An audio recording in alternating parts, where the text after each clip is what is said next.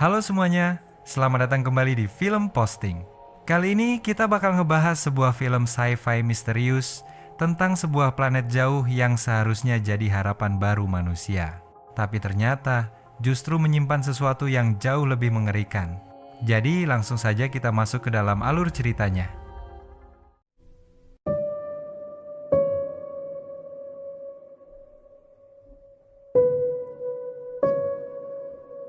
Kepler adalah sebuah planet yang terletak 20 tahun cahaya dari bumi, di konstelasi Orion. Permukaannya dipenuhi batuan dan gunung berapi dengan suhu yang berkisar dari -70 hingga +20 derajat Celcius. Intinya memancarkan gas beracun yang bisa membunuh manusia. Suatu hari, pesawat Orion dengan 2 awak mendarat di planet Kepler untuk melakukan survei, dengan harapan menjadikannya rumah baru bagi umat manusia. Namun dalam hitungan menit, badai dahsyat menghantam mereka dan membuat kedua kosmonot itu terpisah. Beberapa waktu kemudian, sistem kapal menyala dan masuk ke mode debugging. Seorang kosmonot tua terbangun, membuat sarapan di kompor gas biasa, lalu duduk di alat latihan sambil mendengarkan pesan tentang planet yang mengorbit 2 bintang setiap 20 hingga 29 hari. Ia kemudian merekam pesan dalam log kapal, menjelaskan bahwa reaktor pesawat rusak akibat badai dan kini mereka tidak bisa kembali ke bumi. Komandan Jonas Martinez kehilangan kontak dengan kapten. Namun ia berharap dalam 20 tahun terakhir teknologi manusia sudah cukup maju sehingga misi penyelamatan mungkin sedang dalam perjalanan. Jonas mencoba memperbaiki panel kapal menggunakan karton telur lalu kembali mencoba menghubungi NASA. Malam pun tiba dan pria tua itu tidur di kapsulnya. Keesokan harinya semuanya berulang. Jonas masih berharap Kapten Petro hidup dan berada di suatu tempat di planet itu. Ia sarapan dan berbicara dengan AI kapal yang ia sebut Super. AI itu memberitahu bahwa tidak ada gangguan terdeteksi dan tidak ada tanda-tanda keberadaan sang kapten. Jonas mulai menyadari bahwa ia sendirian, tanpa komunikasi dan tanpa tahu di mana rekannya berada. Namun ternyata, mereka sebenarnya tidak benar-benar berada di planet Kepler. Kabin pesawat itu hanyalah sebuah apartemen biasa di gedung bertingkat. Jonas terbangun oleh alarm karena seorang petugas pemerintah mengetuk pintunya. Ia menyebut mereka kecoak alien dan mengaktifkan sistem yang menyemprotkan busa ke wajah petugas itu hingga kabur. Di lorong, petugas itu bertemu dengan tetangga Jonas, Manolo, yang sudah lama kesal karena Jonas tidak membayar biaya gedung. Mereka membahas perilaku aneh Jonas. Saat itu, seorang gadis 13 tahun bernama Zeta yang baru pindah masuk ke gedung.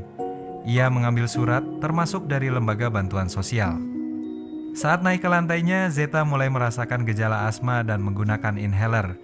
Di lantainya, ia bertemu tetangga dan menjelaskan bahwa ia tinggal bersama pamannya Paco. Paco kemudian keluar dan memarahinya karena pulang terlambat. Sementara itu, di apartemen Jonas, AI Super memberitahu bahwa persediaan makanan menipis dan ia harus menanam di rumah kaca. Jonas pergi ke kamar mandi yang dipenuhi bibit tanaman, namun kecewa karena beberapa mati. Ia mencatat dalam log bahwa dirinya dikelilingi makhluk berbahaya yang semakin mendekat setiap hari. Keesokan paginya, Zeta berangkat ke sekolah dan menyapa seorang pria yang mengaku sebagai direktur bursa saham.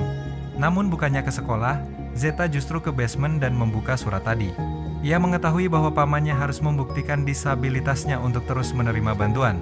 Ternyata Paco hidup dari uang bantuan Zeta.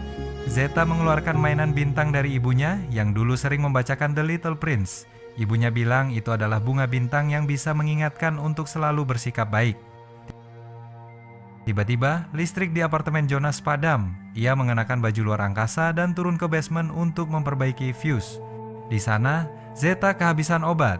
Jonas berhasil memperbaiki listrik, namun menemukan Zeta tak sadarkan diri.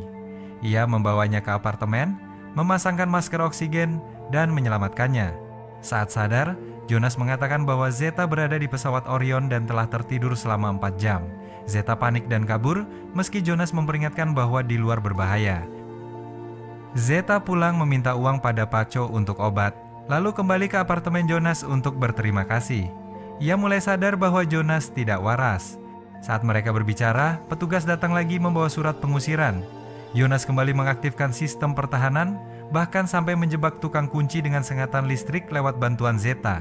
Melihat Zeta memakai inhaler, Jonas yakin bahwa ia manusia. Zeta pun mengiyakan dan berpura-pura sebagai utusan NASA. Jonas langsung berlutut, menangis bahagia dan menganggap Zeta sebagai kapten misi penyelamatan. Zeta ikut berimajinasi menceritakan bahwa di masa depan tidak butuh pesawat untuk menjelajah ruang angkasa. Ia menunjukkan bintang mainannya sebagai alat perjalanan. Ia memberi Jonas makanan lalu pergi. Tanpa sadar, Manolo melihatnya keluar dari apartemen itu. Manolo kemudian memberitahu Paco. Di bar, mereka membicarakan Jonas. Warga lain menganggap Jonas tidak berbahaya, tapi Paco tetap marah. Saat pulang, Paco menyerang Zeta. Namun seseorang datang membawa inhaler yang ditemukan di basement, menyelamatkan situasi. Sementara itu, Jonas terus hidup dalam imajinasinya, mencari Kapten Pedro. Suatu hari Zeta datang lagi dan memasak untuk Jonas. Ia mulai melihat-lihat barang di rumah itu penuh dengan tema luar angkasa. Ia menemukan buku The Little Prince dengan dedikasi dari Jonas untuk anaknya. Ia juga menemukan album foto Jonas bersama istri dan anak-anaknya. Foto terakhir menunjukkan istrinya di rumah sakit, lalu halaman berikutnya kosong. Zeta menyadari bahwa Jonas mengalami kehilangan besar seperti dirinya. Ia lalu menemukan kartu pos planetarium dan pergi ke sana. Seorang petugas tua mengenali Jonas sebagai pekerja lama yang sangat mencintai bintang. Ia bercerita bahwa Jonas kehilangan satu anak karena kecelakaan. Lalu istrinya meninggal, dan sejak itu ia menghilang. Anak keduanya, Pedro, juga hilang arah. Zeta pulang dan melihat Paco tertidur dengan foto ibunya. Ia merasa iba dan menyelimutinya. Keesokan hari, Zeta kembali ke Jonas dan menanyakan Kapten. Jonas mengaku bahwa Kapten itu adalah anaknya sendiri, Pedro. Ia percaya istrinya sedang tidur dalam cryogenik dan menunggu mereka kembali dari luar angkasa. Zeta mengatakan bahwa bumi sudah berubah. Ia mengutip The Little Prince, membuat Jonas teringat masa lalu. Zeta kemudian menemukan dokumen transfer uang atas nama Pedro. Ia pergi ke bank dan akhirnya mendapatkan alamat Pedro. Zeta menemukannya di tempat kumuh. Pedro tampak seperti pecandu dan menolak mengakui ayahnya masih hidup. Namun Zeta menemukan tiket lotre di sana dan membuat rencana. Ia meyakinkan Pedro bahwa ada uang yang bisa didapat jika ia menemui Jonas. Pedro setuju. Zeta kembali dan memberitahu Jonas bahwa ia telah menemukan Kapten Pedro. Ia juga memberinya kode komunikasi berupa tiket lotre. Malam itu, Jonas hanya menatap lama foto anaknya, penuh harapan. Sementara itu, Paco dan Manolo sedang minum di sebuah bar ketika kepala sekolah menelepon, khawatir karena Zeta sudah lama tidak masuk kelas. Ketidakhadirannya mulai menarik perhatian dinas sosial. Paco pun panik dan segera pulang. Sesampainya di rumah, ia melihat Zeta sedang menyiapkan kue untuk menyambut kedatangan Pedro. Paco langsung marah, berteriak bahwa ia bekerja keras untuk mendapatkan uang, namun Zeta membalas bahwa selama ini ia hidup dari bantuan sosial miliknya. Keesokan harinya, Jonas mulai khawatir karena Zeta tidak datang, namun yang muncul justru Pedro. Setelah melihat kondisi ayahnya, Pedro sadar bahwa Jonas benar-benar telah kehilangan kewarasannya. Ia berpura-pura akan membereskan apartemen setelah mereka mengambil uang kemenangan. Jonas tidak mengerti apa yang dibicarakan Pedro, dan justru mengenang masa kecil saat mereka membuat pesawat luar angkasa bersama. Namun Pedro membalas dengan pahit, menyebut bahwa kakaknya lah yang selalu dicintai, sementara dirinya dianggap gagal dan bodoh hingga akhirnya ia benar-benar menjadi seperti itu. Pedro kemudian menuntut tiket tersebut, melihatnya di meja, dan sadar bahwa ia telah ditipu. Dalam kemarahan, ia mulai merusak apartemen, bahkan hampir memukul ayahnya. Namun di detik terakhir, ia hanya menatap Jonas, lalu pergi begitu saja. Di sisi lain, Zeta akhirnya sadar dan keluar dari apartemen. Paco mendengar suara pintu dan langsung mengejarnya, mencoba memukulnya lagi. Namun tiba-tiba cahaya misterius menyilaukan matanya. Jonas dengan pakaian luar angkasa datang dan mendorong Paco hingga terjatuh dan membentur kepalanya.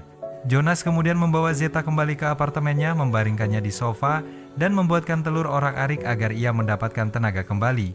Ia berkata bahwa dirinya juga diserang oleh alien. Dengan pelan, Zeta mengakui bahwa alien itu sebenarnya adalah anaknya sendiri. Tak lama kemudian, Zeta mendengar Jonas merekam pesan. Ia berencana masuk ke dalam tidur cryogenik dan meluncurkan kapsulnya ke luar angkasa. Jonas bahkan menunjukkan kulkas yang ia yakini sebagai kapsul dan menyuruh Zeta beristirahat sebelum perjalanan. Sementara itu, Manolo terus memprovokasi Paco. Ia bersikeras bahwa mereka harus mencari tahu apa yang dilakukan Jonas terhadap Zeta. Dalam keadaan mabuk, mereka mendatangi apartemen Jonas sambil menarik perhatian tetangga. Bahkan ada yang mulai merekam. Karena tidak bisa membuka pintu, Paco meyakinkan Manolo untuk membakar tempat itu. Ia melempar botol berisi api melalui jendela kamar mandi. Polisi pun datang karena keributan tersebut. Di dalam, Jonas mengajak Zeta untuk segera naik ke kapsul. Zeta mencoba mengatakan kenyataan bahwa tidak ada pesawat, tidak ada Kepler, namun Jonas menolak mempercayainya. Api mulai menyebar, dan polisi berusaha mendobrak pintu setelah mengetahui ada seorang gadis di dalam. Zeta pingsan, dan Jonas memasukkannya ke dalam kulkas lalu ikut masuk sambil memerintahkan Super untuk meluncur. Dari luar, para warga melihat sesuatu seperti kapsul terbang keluar dari jendela dan melayang ke langit. Dalam imajinasi Jonas, mereka akhirnya berada di luar angkasa. Di sana, Jonas dan Zeta mengenang orang-orang yang telah mereka kehilangan. Namun kenyataannya, petugas pemadam berhasil menangkap kulkas itu dengan jaring penyelamat. Mereka membuka pintu dan para medis langsung menangani Jonas dan Zeta. Seorang tetangga menunjukkan rekaman pembakaran kepada polisi. Sang direktur bahkan memukul Paco karena telah membahayakan investasinya. Paco dan Manolo akhirnya ditangkap. Zeta dibawa ke rumah sakit. Beberapa waktu kemudian, Zeta diadopsi oleh keluarga asuh yang baik. Mereka mengantarnya ke sebuah panti jompo di pedesaan tempat Jonas kini tinggal. Jonas mengakui bahwa ia hampir tidak mengenali bumi lagi. Zeta menuntunnya ke kamar di mana sebuah robot baru speaker pintar bernama Taurus Ultra sudah menunggu. Sebuah misi baru pun dimulai. Dan pada akhirnya, kisah ini menjadi pengingat sederhana tentang pentingnya memperlakukan orang lain sebagaimana kita ingin diperlakukan.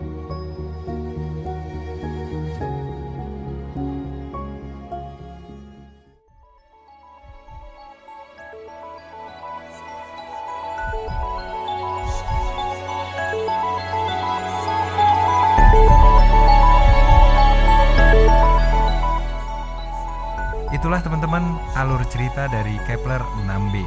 Sebuah kisah yang bukan sekadar tentang luar angkasa, tapi tentang kehilangan, kesepian, dan bagaimana seseorang bertahan di tengah luka yang tidak pernah benar-benar sembuh. Jonas hidup dalam dunianya sendiri untuk melindungi dirinya dari kenyataan, sementara Zeta, dengan segala keterbatasannya, justru menjadi cahaya kecil yang mengembalikan makna dalam hidupnya. Film ini mengingatkan kita bahwa di balik perilaku seseorang yang terlihat aneh, seringkali ada cerita yang jauh lebih dalam yang tidak kita pahami. Semoga cerita ini bisa jadi bahan renungan kalian, entah sambil ngopi, minum teh, atau menemani kalian di tengah udara dingin malam ini. Segitu saja pembahasan film kali ini, saya pamit undur diri. Sampai jumpa di video berikutnya.